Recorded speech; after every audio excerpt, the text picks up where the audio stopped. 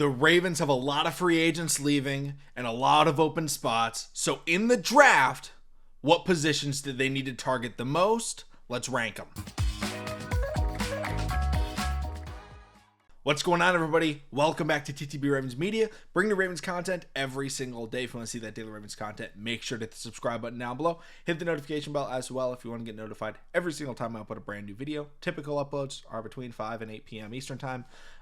So just a heads up, that's when they're usually uploaded. But in this video today, I'm going to be talking about the position groups that the Ravens could be adding in the draft and giving a bit of a ranking as to where I think each position fits the most. Now, obviously, free agent decisions are coming. You know, who are the Ravens going to re-sign? I'll mention that when I talk about certain position groups.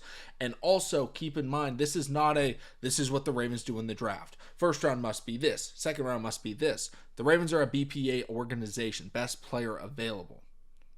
Apparently they're not a BCA, best coach available organization, because, you know, we still got Harbaugh, but that's besides the point. Best player available. So that doesn't mean they're just going to target the position groups in order. They're going to still try and get them, but here's what I think are the most important. Starting off with the most important position for the Baltimore Ravens, I think that is tackle. Ronnie Stanley is making an absurd amount of money this year. I believe it's around $24 to $25 million in cap hit. If they are to cut him, they can save like $11 or $14 million depending on when they, the June 1st deadline and such. Obviously, they could also restructure him. Morgan Moses is a guy who is a lot cheaper than Ronnie, so even if, we are to keep Morgan Moses, it's not as detrimental, I think. Whereas Ronnie Stanley, he wasn't playing well last year at all, and I didn't necessarily expect him to return to the form that he once was. And he's paid like how he should have been paid pre-injury, but his injuries have stacked up. He's clearly lost a step. When he goes against any pass rushers that are quick, they're able to just get right by him. We saw it in the AFC Championship game, and we saw it all season long. The Ravens are in a division. They're in the best pass rushing division that they have to face in the entire NFL. They have to face the two top sack leaders, I believe. I believe Trey Hendrickson did end up finishing second, and then obviously TJ Watt. And then there's some guy in Cleveland, his name's Myles Garrett, who's also a great pass rusher. A lot of people think he should win Defensive Player of the Year. The Ravens need a tackle, and they don't really have one that can step in long term. I like Daniel Faalele. I think he's the Ravens' option at right tackle long term. I'm not saying that he's not legit. I think he's solid. I think Patrick McCary can play tackle. But I think the Ravens like him as a depth piece because he can play anywhere on the offensive line and he can step in, especially if we were to draft a tackle and we got rid of Ronnie. McCary could play left tackle or right tackle and have, Faalele on the left side or whatever. They could do that in the short term while they try and get somebody promoted if they were to do something like draft a tackle in the first round. But I think tackle is the most important position because I don't think Ronnie's here for the long term. Morgan Moses isn't here for the long term. We do have Saleh, potentially getting there, or he might fight for the interior spot. Someone mentioned Voorhees as well. Voorhees plays guard. He's an option there, so I don't think guard's nearly as important. But most important, I think, is tackle. Next most important, I think, is actually going to be the cornerback spot. And I think the Ravens cornerbacks are solid, but I have questions as to the future of the position group, right? The Ravens are losing, potentially they could lose, Millette and Darby to free agency. Both were on one-year contracts, so decisions right there. And then Marlon Humphrey's getting older. How much longer is he going to stay in Baltimore? He's making a lot of money, and I think I like Marlon Humphrey. I want him to stay. It's a very different situation from Ronnie Stanley, but Marlon was hurt. He was off and on. He didn't have, his best season of his career. But overall, I still think he can play good coverage. But in 2 years, I don't really know. I don't know if he's still going to be the same. He's been dealing with a lot of injuries the last couple of years. I'm worried he's going to, lose a step and become no longer that great man corner. Now, potentially, he could transition over to a slot corner, which he's done in the past. He's been a great slot corner before. And then Brandon Stevens, another guy who I think is great. I love Brandon Stevens. Brandon Stevens, BS, ball skills, whatever you want to call him. I think he's great. he doesn't have that much longer on his contract if the Ravens decide to keep him. And then there's question marks with Pepe Williams. He hasn't been able to stay healthy. Jalen Armour-Davis, he hasn't been able to stay healthy either. So I think cornerback's a very valid position group to look at and say, like, hey, I think we do need a guy here. And again, the Ravens aren't a team where I'm looking at it and they're like, man, they need a starter here and here and here and here. That's not the issue. They need contributors at certain spots. I think corner, we could definitely utilize a contributor. But really, when you're looking at the draft, you're looking long term. You're not just looking for the first year. You're looking for the next 4 years. And if it's the first round, the next 5 years of a guy that you want to be playing on your team. So I think cornerback is the second most important position for the Ravens to try and target. Number 3, I am going to say that it's going to be the wide receiver position. And I think that there's other positions that are very close. This was a difficult call for me. But when you're looking at the Ravens receiver group, under contract next year, it's Zay and Bateman. Those are the starters available.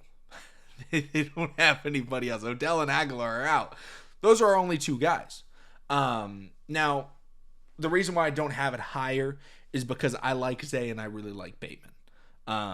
I think Zay is a fringe one at this time. I don't know if he can necessarily become a top 5 receiver in the NFL, but if he becomes a top 15 receiver, I'm very fine with that being the Ravens' number 1, which I think he could potentially do that. I think he could get to that level. I would love for him to get higher, but in the short term, that's kind of my thought process. Maybe he can be a decent number 1 wide receiver for the Ravens. And Bateman, I still really like Bateman.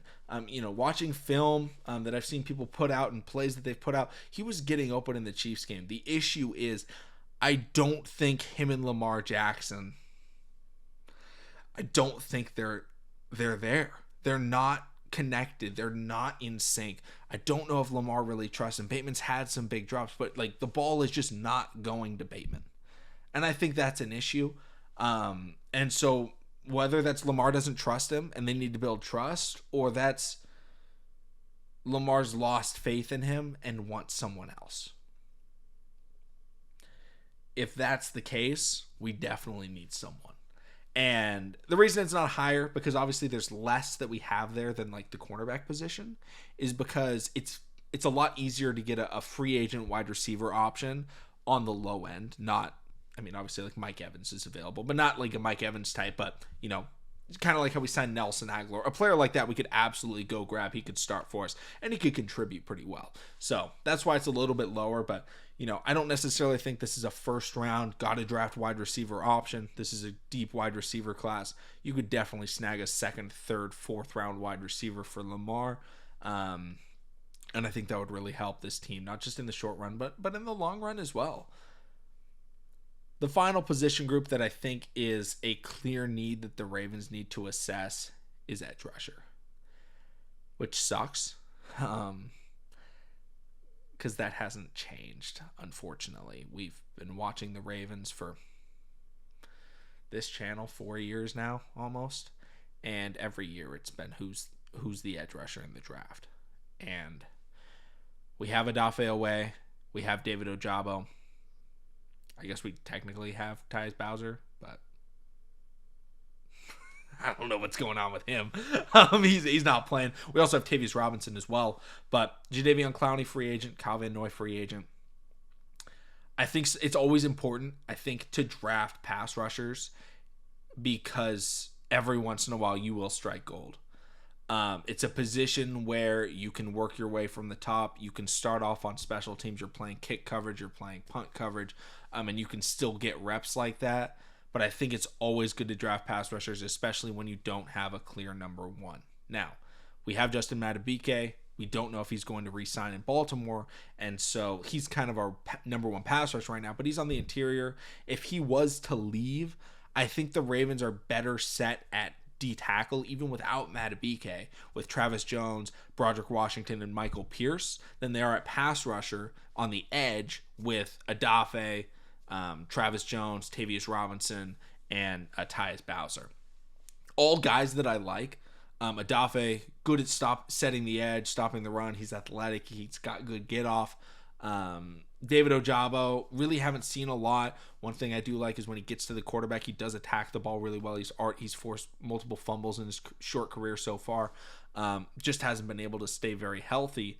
And then Tyus Bowser, good in coverage, missed all of last year, so that sucked. And then Tavius Robinson, he's looked good. I think he has looked pretty good for the Ravens when he's been out there. He played a little bit in that Steelers game. Setting the edge. Like, he's not going crazy. He's not getting crazy sacks, but he doesn't look lost out there. It doesn't look like he's blowing plays. It looks like he's going out there and he's doing his job, especially as a day 3 draft pick. He looked pretty good for a day 3 draft pick in his rookie year. But those are kind of the 4 main ones. There's obviously other positions, middle linebacker, behind Roquan and Trenton Simpson. Obviously, Patrick Queen's probably going to leave. The Ravens could draft someone like that, but I think it's a lot easier to, again, sign a veteran minimum contract and get a guy in there that's going to be really cheap. Or even undrafted. The Ravens do have some undrafted guys. Josh Bynes. I'm sorry, not Josh Bynes. Josh Ross. Josh Bynes used to be a Ravens linebacker, but Josh Ross, a guy like that where you can just pick one up in free agency that, can end up, contributing, when guys do end up getting hurt. But those are kind of my main things. I think offensive lineman is the most important, especially tackle. Then I think corner, then wide receiver, then pass rusher. Or edge rusher specifically. The one nice thing that I like to say with all of those is I'm just glad receiver and pass rush aren't the top 2. Like, it's been too long every year, man, who's our wide receiver? I think we struck gold with Zay, or at least silver. We got someone worth something, and I like Bateman. And then our pass rush, I'm excited to see what Zachary Orr does at defensive coordinator, see what he really likes on that defense. See if he really likes Patrick Queen, wants to keep that tandem. Maybe he really likes Matt BK, convinces the Ravens to re-sign him, whatever it is. Thank you guys so much for watching. Let me know what you guys think is the most important positions for the Ravens to target in the draft. Remember, in the draft, because they're going to need to target certain positions. It's just which one specifically in the draft did they need to go after. Thank you all so much for watching. Subscribe for more Daily Ravens content. I'll see all of you again tomorrow.